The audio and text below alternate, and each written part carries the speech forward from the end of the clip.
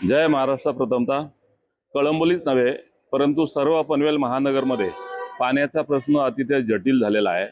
आम्ही आज माननीय आयुक्त चितळे साहेब यांची वेळ घेतली होती, त्यामुळे त्यांच्याशी चर्चा केली आणि चर्चा करत असताना येणाऱ्या आत्ता पुढच्या कालखंडामध्ये पाण्याची समस्या आज आंदोलन केलं आणि उद्या सुटेल अशी नाहीये। आम्ही त्यांना अपील केलंय की ह्या जनतेच्या भावना लक्षात घेऊन आपण तात्पुरत्या स्वरामध्ये जे नवीन प्रोजेक्ट काम करतात त्याच्या संदर्भात पाण्याचा प्रश्न जोपर्यंत हा सुटत नाहीये तोपर्यंत त्यांच्या नवीन परमिशन दिलेल्या कामाच्या ज्या आहेत त्यांना तात्पुरती स्थगिती द्यावी, त्या अनुषंगाने आज आम्ही त्यांना निवेदन दिलंय आणि त्या निवेदनाचा स्वीकार करून याच्यावरती तात्काळ कारवाई करू या अनुषंगाने त्यांनी आम्हाला आज शब्द दिलेत। आणि याबरोबर पनवेल महानगरमध्ये एखाद्या वार्डपुरतं मर्यादित नसतं तर पाण्याचा प्रश्न सगळीकडे जटिल आहे। पण त्यानंतर कळंबोली शहरातील ट्रॅफिकची व्यवस्था ज्या प्रमाणात जटिल होत चालली आहे त्याच्या संदर्भात सुद्धा आम्ही त्यांना सर्व गोष्टींचा आढावा दिलाय, त्यावर त्यांनी लवकर कारवाई करावी अशी त्यांच्याकडून अपेक्षा आम्ही व्यक्त केलेली आहे। शहरात अशी तीव्र पाणी टंचाई असताना नवीन बांधकामाला परवानगी देणं यावर आपलं मत काय? नाही, आम्ही तर त्यांना आम्ही तर अपीलात असं लिहिलंय की मागच्या आठवड्यापासून पनवेल महानगरात पाणी येत नाहीये, तर मी माझ्या खर्चातनं प्रायव्हेट बाहेर गावातल्या टँकरच्या माध्यमातून पाणी पुरवठा केला, पण तो किती प्रमाणात करणार, तो तात्पुरत्या स्वरूपात झाला।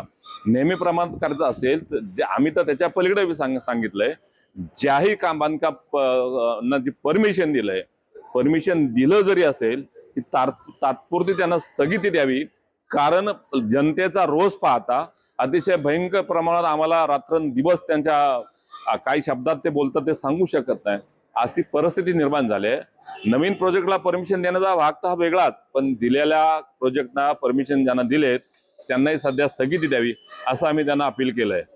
पाणी टंचाईवर टँकरचा मात्रा घेतली जाते, मात्र कायमस्वरूपी तोडगा अजूनही निघत नाही। पनवेलमध्ये पाणी टंचाई कायमच आहे। पनवेलमधील पाण्याचा प्रश्न आपण पाहतोय की वाढती ही या भागात लागणारे डेव्हलपमेंट म्हणजे नवी मुंबई विमानतळ झाल्यानंतर ह्या परिसरामध्ये जे वलय आले आणि नवीन बांधकाम नैनासारखं प्रोजेक्ट असेल, अनेक प्रोजेक्ट असतील, याच्या माध्यमातून पंतप्रधान आवास योजनेच्या माध्यमातून लाखो घरांची निर्मिती ह्या भागात झाली। ह्या सर्वांचा पहिल्यांदा पाण्याचा खऱ्या अर्थानं त्यांनी विचार करावा असं त्याच्यामध्ये आम्ही निमित्त केलेलं आहे आणि त्याच्यामुळे ही टंचाई आज निर्माण झाली।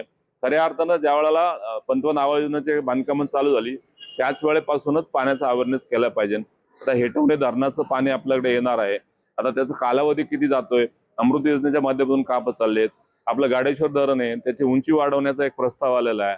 या सर्व गोष्टी करायला वेळ लागेल, तात्पुरतं तोपर्यंत नागरिकांना दिलासा देण्यासाठी एकमेव पर्याय म्हणजे बांधकामाला स्थगिती देणं, याच्यापेक्षा दुसरा पर्याय महानगरपालिकेकडे बी नाही आणि सिडको पण नाही। आयुक्तांनी यावर काय सकारात्मक आश्वासन दिले?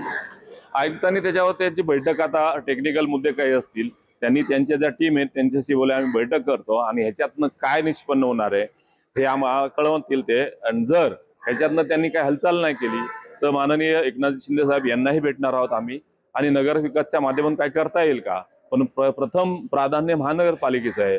जरी आम्ही सत्तेत जरी असेल पण लोकांच्या जनकल्याणासाठी किंवा लोकांच्या सोयीसाठी आम्ही सत्तेमध्ये आलोय आणि त्यातनं लोकांची गैरसोय असेल तर आम्ही उद्या आंदोलन करायला सुद्धा कमी नाही पडणार, हे आपल्या माध्यमातून सांगू इच्छितो।